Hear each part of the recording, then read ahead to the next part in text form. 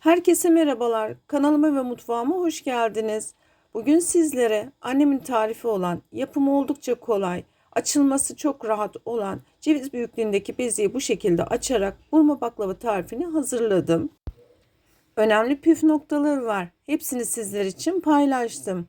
Bu arada kanalıma abone değilseniz abone olmayı, beğeni yapmayı ve videomu sonuna kadar izlemenizi önemli rica ederek sizleri daha fazla bekletmeden tarifime başlıyorum.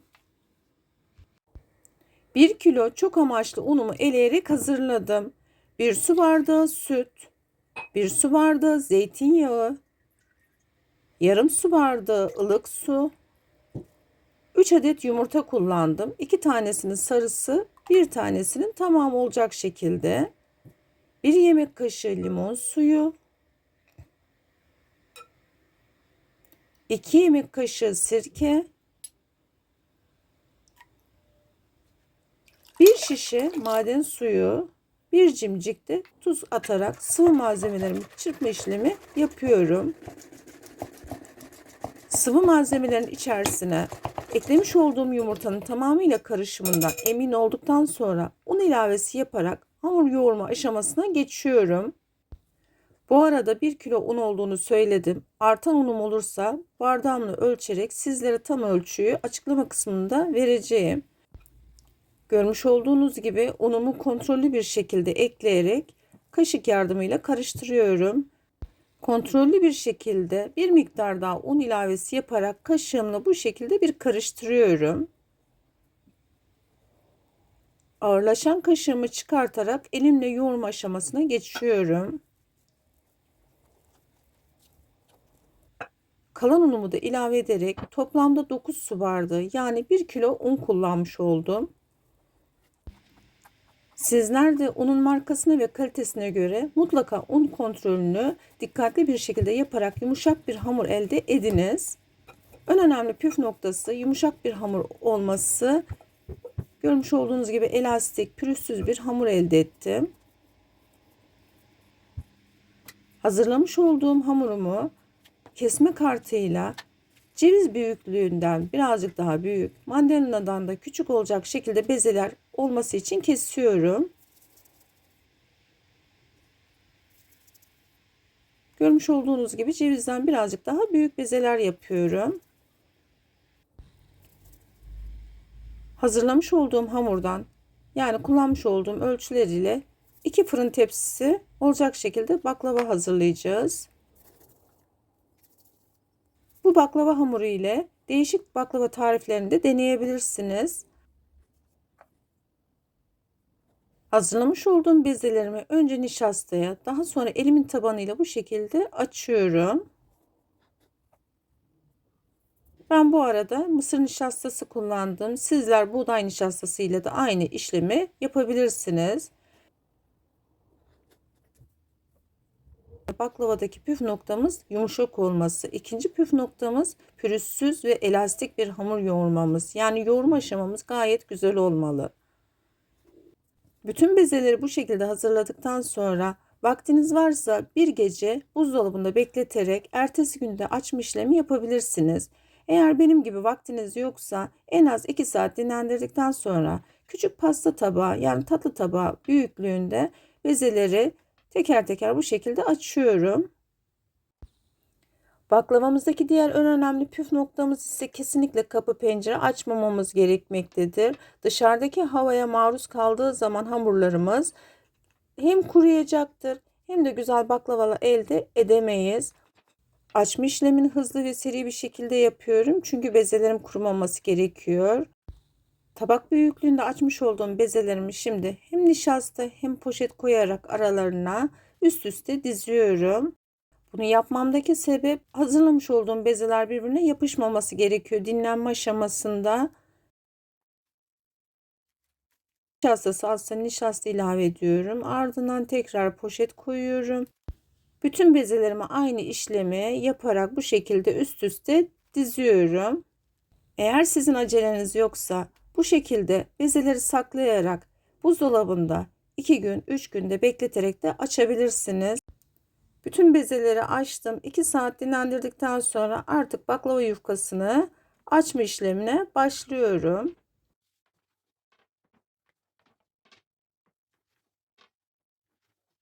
Açma işleminde nişasta kullanıyoruz. Buradaki yine en önemli püf noktamız, hamurumuzu mutlaka çırpmamız gerekiyor. Eklemiş olduğumuz nişastalar baklava yufkasına yapıştığında pişen baklava hamurunda veya baklava lezzetinde değişiklik gösterebilir. Bu yüzden mutlaka baklava hamurlarınızı iyi çırparak nişastadan arındırmamız gerekiyor. Merak etmeyin, yırtılsa da hiç önemli değil. Hatta bazen derler ki yırtılan hamur daha kıyır kıyır, daha lezzetli oluyor. Bu tarifimi hazırladığımda bak, yaptığımız baklavada kıyırlığı sizler de göreceksinizdir. Görmüş olduğunuz gibi baklava yufkamız açılmalara doymuyor diyebilirim. O kadar rahat açılması var ki, yani küçücük ceviz büyüklüğünden büyük bezelerdi bunlar. Tarifimdeki ölçülerim ile bir tepsi üst üste serme baklava tarifinde yapabilirsiniz. Hazırlamış olduğum hamurumdan 28 adet beze oluşturdum. Baklava yufkasını inceltebildiğim kadar ince açmaya çalışıyorum. Ufak tefek yırtılmalar olsa da benim için hiç sorun değil. Gerçekten buradaki yine en önemli püf noktamız nişastadan arındırılmış baklava yufkasının incecik açılması diyebilirim. Açabildiğim kadar açmış olduğum baklava yufkamı tahtamın üzerine sererek iki ucunu katlıyorum. Ceviz içi kullanarak oklavamla birlikte sarıyorum. Sonra iki ucundan yavaşça büzdürerek oklavamdan çıkartıyorum.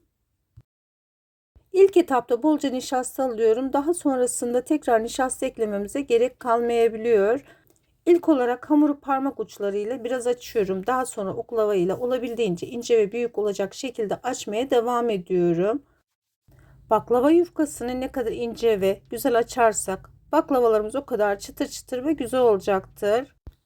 Hamurumuzun kıvamı o kadar güzel oldu ki gördüğünüz gibi oklavaya dokunduğum an kolaylıkla açılıyor ve sizleri de kesinlikle yormuyor. Açma esnasında ufak tefek yırtılmalar olabilir. Şekli de düzgün olmayabilir. Bunu başta da söylemiştim. Hiç önemli değil. Önemli olan eşit bir şekilde açılması. Orta kısmı değil, kenarlarının da ince olarak bu şekilde baklava yufkalarımızı hazırlıyorum. Elimden geldiğince sizlere gerekli bütün detayları ve püf noktaları paylaşıyorum. Yine aklınıza takılan bir şey olursa yorumlarınızı her zaman bekliyorum. Gördüğüm an sizlere hemen dönüş sağlayacağım. Videomun bu kısmına kadar geldiyseniz eğer, hangi ülkeden, hangi şehirden izliyorsanız yorumlar kısmından da yazarsanız çok sevinirim. Açmış olduğum baklava yufkamı tekrar bu şekilde iki ucundan katlayarak arasına ben ceviz içi kullandım. Sizler fıstık veya fındık da kullanarak da aynı tarifi yapabilirsiniz. Yine oklavamda sarıyorum ve büzdürerek oklavamdan çıkartıyorum. Son bezemi de sizlerle paylaşmak istedim. Buradaki paylaşmamın sebebi de hamurumuz ne kadar çok dinlenirse, bezelerimiz ne kadar çok dinlenirse ne kadar rahat açıldığını görebileceksiniz. Şu an sizler de fark etmiş olmalısınız ne kadar rahat bir hamur açtığımı. Buraya kadar gelen sevgili takipçilerimden her zaman olduğu gibi yorumlar kısmına herhangi bir emoji olabilir, çiçek olabilir. Tarifim hakkında da farklı fikirlerde, farklı düşüncelerde bulunmak isterseniz yorumlar kısmından ulaşabilirsiniz. Sizler de tarifimi yaparken hem vermiş olduğum ölçülere sadık kalın hem de belirttiğim püf noktaları lütfen dikkat ederek hazırlayın. Eminim sizler de mükemmel baklava tarifini hazırlamış olacaksınız. Bu detaya dikkat ederek söylemiştim. Şu an kenarlarını elimin tabanı ile inceltiyorum. Ortası ile kenarların aynı şekilde olmasını sağladım. Gördüğünüz gibi incecik bir baklava yufkası elde ettik. Eminim sizler de aynı baklava yufkalarını elde edeceksinizdir. Her iki ucunu katlayarak bu şekilde yine sarıyorum. Daha sonra hamuru oklavadan kurtarıyorum. Hazırlamış olduğum baklavalarımı bu şekilde tepsime dizdim. 250 gram tereyağını kısık ateşte erittim. Daha sonra bir su bardağı sıvı yağ ekleyerek ikisinin eşit bir şekilde kızarmasını sağladım. Saf yağ elde edebilmek için yağımı süzdüm. Fırça yardımıyla daha sonra hazırlamış olduğum baklavaların üzerine yedirerek sürme işlemi yaptım.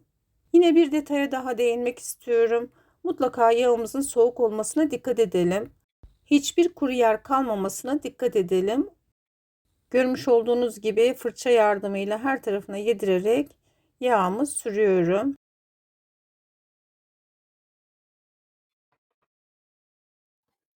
Yağlamış olduğum baklavamı bu şekilde kesiyorum. Sizler de istediğiniz büyüklükte kesebilirsiniz. Yine videomu beğendiyseniz sosyal medyada arkadaşlarınızla da paylaşarak kanalıma destek olursanız çok sevinirim. Sizlere de belirtmiştim. Ben bu tarifimle 2 tepsi baklava yaptım. İsterseniz sizler yarı ölçü kullanarak bir tepsi oluşturabilirsiniz.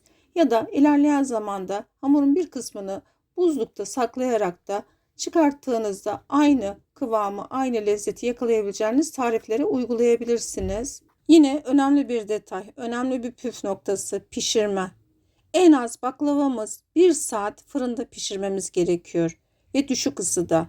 Önce 150 derecede yarım saat pişirme yapıyorum. Yarım saat sonrası 180 dereceye fırınımın ayarını yükselterek tekrar bir yarım saat daha pişirme yapıyorum. Baklavamız pişerken şerbetini hazırlayalım. 5 su bardağı şeker, 5 su bardağı su kullandım. Kullanmış olduğum bardak ölçüm 200 milim. Şerbetimizi hazırlarken suyumuzun kireçli olmamasına dikkat edelim. Ya arıtıcıdan ya da kaynatılmış dinlendirilmiş sulardan kullanırsak çabuk şekerlenmeyen ve kıvamı mükemmel olan şerbetler elde edebiliriz.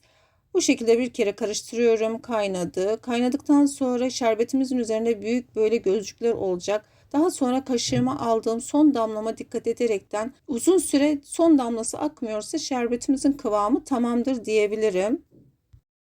1 saat 10 dakika kadar pişirmiş olduğum baklavalarımı fırından aldım. 10 dakika dinlendirdikten sonra sıcak olan şerbetimi baklavalarımın üzerinde gezdirdim. Pişirme süresi sizin fırınınızın derecesine, ısısına göre değişkenlik gösterebilir. Lütfen dikkatli bir şekilde düşük ayarda, düşük ısıda baklavalarınızı pişirme yaparsanız aynı sonucu alacaksınızdır. Şerbetini vermiş olduğum baklavalarımı en az 4 saat dinlendirdim ve sizinle paylaşmak istedim. Mis gibi tereyağı kokusuyla nar gibi kızaran, şerbetini tam çeken nefis bir baklava hazırladım. Eminim sizler de bu tarifi denediğinizde memnun kalacaksınızdır. Şimdi gelelim kıyırlık testinden de geçme aşamasını birlikte yapalım. Sizlere bir de yakın çekimden göstermek istiyorum. İçinde hiçbir şekilde hamurlaşma yok. Toz fıstık da baklavalara gerçekten çok yakışıyor. Görmüş olduğunuz gibi nar gibi kızaran, şerbetini tam çeken, dışı çıtır çıtır. Sesi dinlemenizi istiyorum.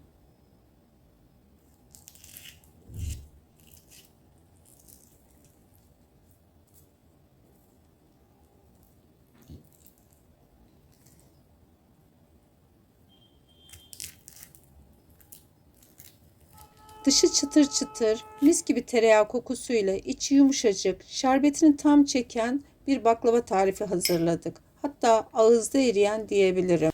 Eminim sizler de denediğinizde bu tarifimden memnun kalacaksınız. Çok güzel bir tarifimizin daha sonuna geldik. Umarım izlerken keyif almışsınızdır. Beni izlediğiniz için teşekkür ediyorum. Tarifimi deneyecek olan arkadaşlara şimdiden afiyetler olsun. Başka tariflerimde görüşmek üzere. Hoşça kalın.